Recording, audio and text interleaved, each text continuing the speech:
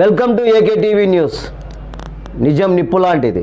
వార్తలు చదువుతున్నది ఉదయగిరి శివరాం. కడప జిల్లా ప్రొద్దుటూరు జాతీయ బీసీ సంక్షేమ సంఘం ఆధ్వర్యంలో జ్యోతిరావు పూలే 198వ జయంతి వేడుకలు స్థానిక పూలే సర్కిల్ దగ్గర ఘనంగా నిర్వహించడం జరిగినది. ఈ సందర్భంగా సంఘ నాయకులు, రాష్ట్ర ప్రధాన కార్యదర్శి వెంకటకృష్ణయ్య యాదవ్, గౌరవ సలహాదారులు నాగమల్ల శంకర్, జిల్లా ఉపాధ్యక్షులు కె దేవానంద్, ఈడెం లక్ష్మీనారాయణ, నాగమల్ల విశ్వప్రసాద్, లెక్చరర్ వెంకటరాముడు తదితర నాయకులు ప్రసంగిస్తూ బడుగు బలహీన వర్గాల అభ్యున్నతి కోసం తమ జీవితాలను త్యాగం చేసిన మహనీయులు పూలే దంపతులని కొనియాడారు. అలనాటి సమాజంలో ఉన్నటువంటి సామాజిక అసమానతల, కుల వివక్ష, అంటరానితనం, బాల్య వివాహాలు, సతీ సహగమనము లాంటి అనేక సామాజిక ఉగ్మతాలపై నిరంతరం అలుపెరగని పోరాటం చేసి సమాజాన్ని చైతన్యపరుస్తూ అలనాటి సమాజానికి ముఖ్యంగా విద్య లేకపోవడం అన్ని అసమానతలకు ప్రధాన కారణమని భావించి పులే దంపతులు పాఠశాలలు నిర్మించి అలనాటి సమాజానికి విద్య యొక్క ప్రాధాన్యతను తెలియపరిచి సమాజానికి విద్యతో పాటు సామాజిక అసమానతలపైన ప్రజలకు చైతన్యం కల్పిస్తూ నాటి బహుజనుల స్థితిగతులపై సత్యబోధక్ సమాజ్ సంస్థను ప్రారంభించడం జరిగినది. శూద్ర అతిశూద్ర ప్రజల జీవన స్థితిగతులపైన గులాంగిరి అనే గ్రంథాన్ని రచించడం జరిగినది. కావున సమాజం కోసం తమ జీవితాలను త్యాగం చేసిన మహనీయులు పూలే దంపతులు అని బీసీ సమాజం వారి జీవితాన్ని ఆదర్శంగా తీసుకొని వారి అడుగుజాడలలో ముందుకు నడవాలని ఈ సందర్భంగా సమావేశంలో వక్తలు ప్రసంగించారు. ఈ కార్యక్రమానికి పాల్గొన్నవారు బీసీ సంక్షేమ సంఘ నాయకులు మేకల సుబ్బరామయ్య యాదవ్, పి సుబ్బరాజు, మాడిశెట్టి ప్రతాప్, భాస్కర్ గౌడ్, సంగటి రవీంద్ర యాదవ్, పెద్దన్న యాదవ్, సారుకోళ్ల వెంకటరమణ యాదవ్, ఇల్లూరు ఓబులేసు తదితర నాయకులు ఈ కార్యక్రమంలో పాల్గొనడం జరిగినది. రాష్ట్ర ప్రధాన కార్యదర్శి.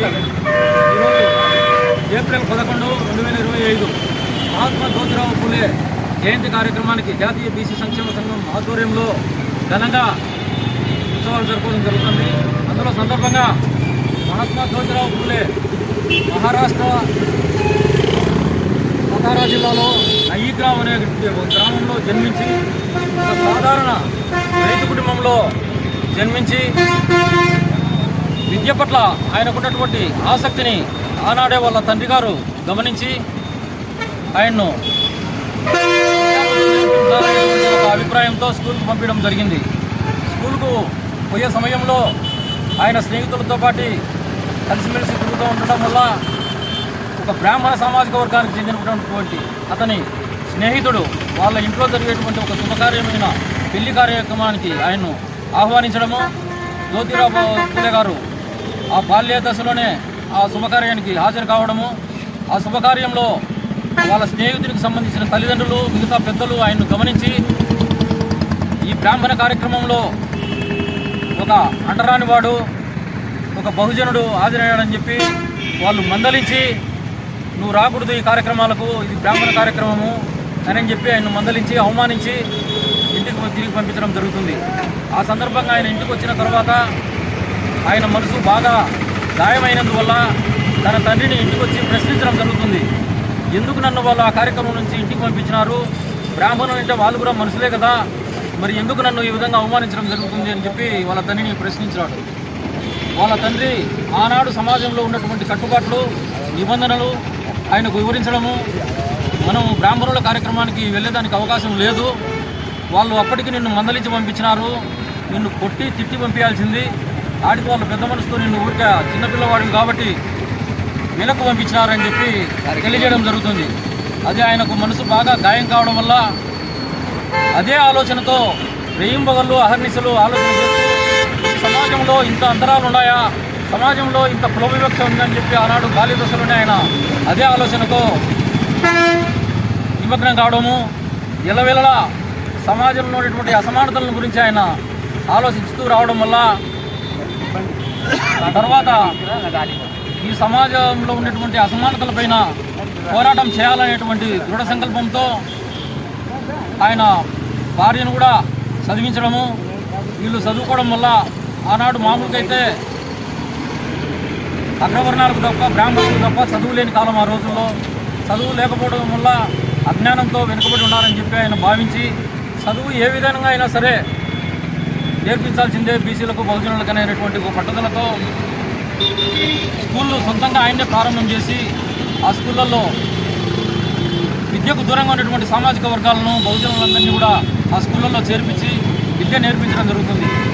ఆనాడు మహాత్మా జ్యోతిరావు పూలే గారు స్థాపించినటువంటి విద్యాలయాలకు ఆనాడు ఉన్నటువంటి బ్రిటిష్ ప్రభుత్వం కూడా గుర్తించి చాలా బాగా జరుగుతున్నాయి విద్యాలయాలు అని చెప్పి ప్రోత్సహించి ప్రభుత్వం కూడా బ్రిటిష్ ప్రభుత్వం కూడా కొన్ని నిధులు కూడా ఈయనకు ఆనాడు సమకూర్చడం కూడా జరుగుతుంది.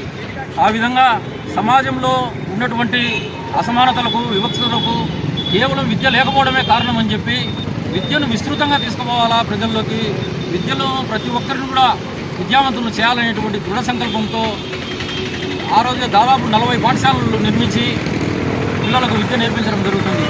వాళ్ళ భార్యను కూడా ఆ స్కూళ్ళలోనే టీచర్గా చేసి విద్యాబుద్ధులు నేర్పించడం జరుగుతుంది. ఈ సందర్భంలో అనేకమైనటువంటి వాళ్ళు అవమానాలకు కష్ట నష్టాలకు ఓర్చుకొని కూడా విద్యాబుద్ధులు నేర్పించడం జరిగింది ప్రజలకు.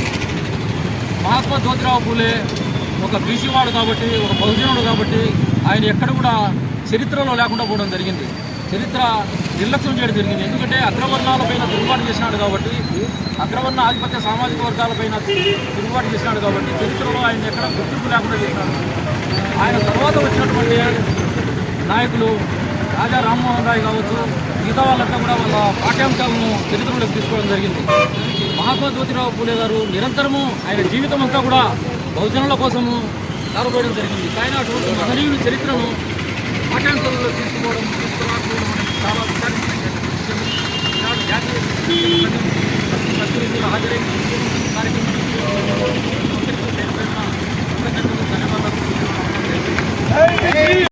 జ్యోతిరావు పూలే జయంతి సందర్భంగా వాళ్ళకు ఈరోజు పుర ప్రజలు ప్లస్ బీసీలందరూ కలిసి వారికి జోహార్లు తెలపడం జరుగుతుంది.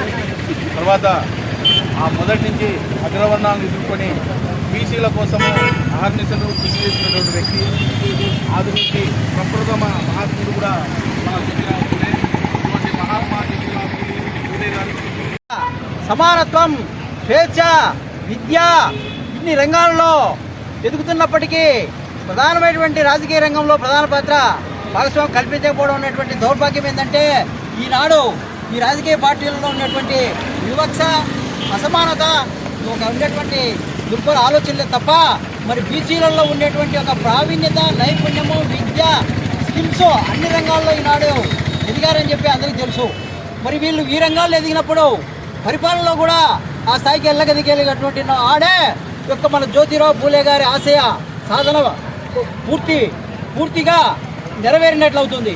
మరి ఆయన ఆశయాలు చూస్తే మరి ఎందుకు అనుభవించినటువంటి వివక్ష, అనగారితనాన్ని ఒక బీసీలకే కాకుండా బడుగు బలహీనటువంటి ఎస్సీ, ఎస్టీ, బీసీలైనటువంటి వీరందరికీ కూడా మరి ఆనాడు వివక్షగా, అణచివేత ధోరణిగా మరి ఒక వీళ్ళని ఒక పని వాళ్ళనుగా మరి చూస్తారనే రోజుల్లో ఆయన వీరందరికీ కూడా మరి ఓటు అందరికీ సమానత్వం అని చెప్పి ఇచ్చినటువంటి విధానంలో మరి రాజ్యాంగం నిర్మాత అంటే బిఆర్ అంబేద్కర్ గారు రచించిన రాజ్యాంగం చూస్తే మరి అందరికీ సమానమైనటువంటి విధానంతో మరి వారి గురువు అని కూడా ప్రకటించినటువంటి రోజులు ఒక సందర్భంలో మరి మన సగర్వంగా చెప్పుకోవాల్సింది ఏంటంటే రాజ్యాంగ నిర్మాత అంటే బిఆర్ అంబేద్కర్ కూడా శ్రీ మహాత్మా జ్యోతిరావు పూలే గారు మా గురువు అని చెప్పి సగర్వంగా ఈ సభాముఖంగా మరి ఎంతో నక్కానికి చెప్పాడు. అంటే ఒక రాజ్యాంగ నిర్మాతకే గురువుగా అంటే ఆయన చేసినటువంటి సేవలేంటో ఈ యావత్తు భారతదేశ ప్రభుత్వం అంతా ఒక్కసారి ఆయన స్ఫూర్తిని మనందరం స్మరించుకొని ఆయన ఆశయ సాధనాలు అమలు చేయటకై మనమందరం గంగను కట్టుకొని ఒక పూర్తిగా సిపాయిగా కూడా మనము చేత పూనాలని చెప్పి మరి యొక్క ఏదైతే రంగంలో మనం వెనకబడి ఉన్నామో ఆ రంగాన్ని కూడా ఫుల్ఫిల్ చేస్తే అప్పుడే ఆయన ఆత్మ శాంతి చేకూరుతుందని చెప్పి కూడా ఈ సభాముఖంగా వృత్తులు బీసీ ప్రజా సంక్షేమ సంఘమైన విభాగం నుండి కూడా కంఠాబద్ధంగా ముక్త కంఠంతో యావత్తు ప్రజలు మరి ఆ రోజు ఎప్పుడు వస్తుందో అప్పుడే ఆత్మ మరి బీసీ పూలే గారి ఆత్మ అర్థం శాంతిస్తుందని చెప్పి కూడా మనందరం ఈ సభాముఖంగా తెలియజేసుకుంటున్నాం. మరి ఆయన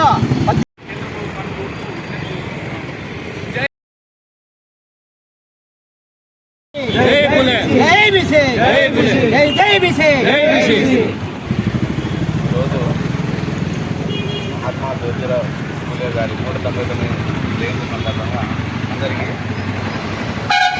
శుభాకాంక్షలు. ముఖ్యంగా ఈ సమాజంలో అట్టడుగు వర్గాలైనటువంటి ఉత్పత్తి కులాలు బీసీలు కానీ, ఎస్సీలు కానీ, దళితులు కానీ వీళ్ళందరూ ఎక్కువ సమాజంలో దాదాపు 85% ఉన్నారు. వీరికి విద్య లేనప్పుడు దేశం ముందుకు పోవడం అనేది అసంభవం.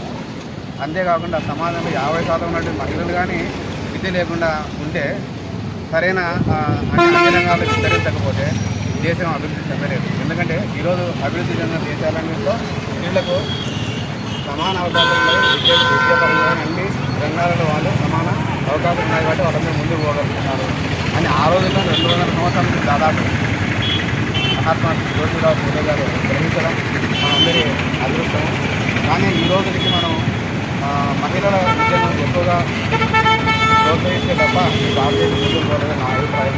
మహిళలు తర్వాత ఉత్పత్తి కులాలైనటువంటి ముఖ్యంగా ప్రొడక్టివ్ గ్యాస్ కమ్యూనిటీస్ ఉన్నాయి కదా, వీళ్ళందరి దగ్గర నైపుణ్యాలు ఉన్నాయి. కాకపోతే సరైన విద్య ఉంటే వీళ్ళను బాగా ప్రదర్శించుకొని దాన్ని మార్కెటింగ్ అవకాశం అందినటువంటి ఈ ప్రొద్దుటూరు బీసీ సంఘాల వారి అందరికీ ధన్యవాదాలు తెలుపుకుంటూ కల్పించాలని డిమాండ్ చేస్తున్నాము. ఒకటి. రెండవది, అందరికీ విద్య, మహిళలకు విద్య, ప్రతి ఒక్కరికి సామాజిక విద్య కల్పించాలని మరొక్కసారి డిమాండ్ చేస్తున్నాం. ఇక మూడవ అంశం ఏమంటే మహాత్మా గాంధీ జన్మదినాన్ని అధికారపూర్వకంగా భారతదేశం చేస్తూ సెలవును కూడా ప్రకటించారు. అలాగే మహనీయుడు రాజ్యాంగ నిర్మాత అంబేద్కర్ గారి జన్మదినాన్ని కూడా ప్రభుత్వం అధికారికంగా చేస్తూ సెలవు రోజు ప్రకటించారు. అదే కోవలో జ్యోతిరావు పూలే జన్మదినాన్ని కూడా అధికారపూర్వకంగా చేస్తున్నారు. కానీ ప్రభుత్వ సెలవుగా భారతదేశం ప్రకటించాలని ఈ సందర్భంగా మేము డిమాండ్ చేస్తున్నాం. జై పూలే.